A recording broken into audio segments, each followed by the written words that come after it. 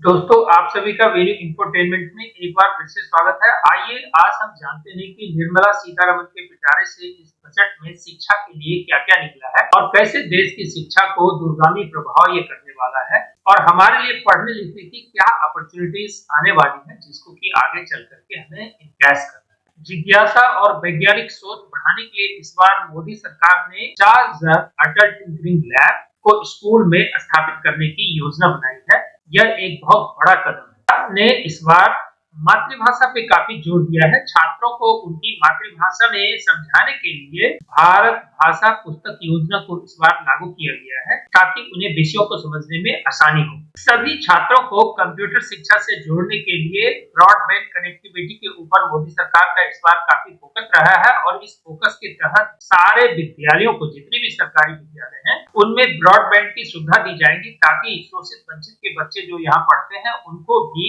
Internet education से जोड़ा जा सके और भविष्य के माइंड को तैयार किया जा सके। भविष्य की बढ़ती मांग को देखते हुए आईआईटी के विस्तार करने पे भी सरकार काफी गंभीर है, ताकि आने वाले समय में ज्यादा बच्चों को आईआईटी एजुकेशन प्राप्त करने का मौका मिले। पिछले 10 वर्ष में सरकार ने लगभग 100 सीटों की वृद्धि की है, लेकिन यह नाकाफी है।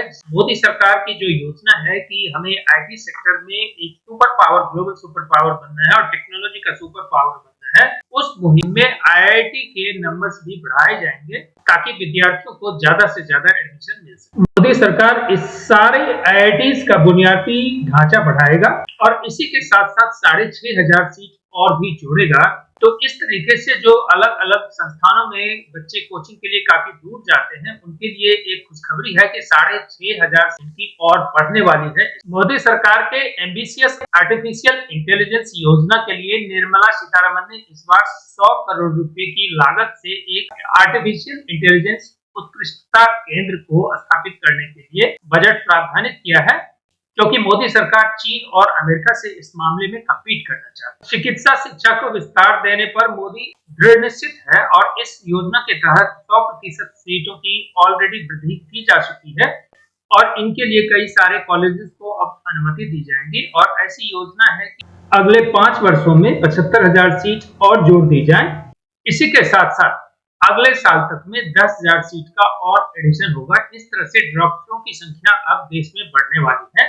चीन, सिंगापुर और कंट्री के कुशल कारीगरों से अपने देश के कारीगर को बराबरी करवाने के लिए मोदी सरकार ने एक बेहद खास योजना पर काम किया है। इस 5 राष्ट्रीय उत्कृष्टता केंद्र जो है वह स्थापित किया जाएगा, ताकि वैश्विक विशेषज्ञता और साझेदारी करके ऐसे संस्थाओं को बढ़ दिया जा सके और यहाँ के कारीगरों को कुशल कारीगर बनाया जा सके, ताकि हम ग्लोबल सप्लाई चेन में जिस तरह के कुशल कारीगर की आवश्यकता है उसको हम पूरा कर सकें।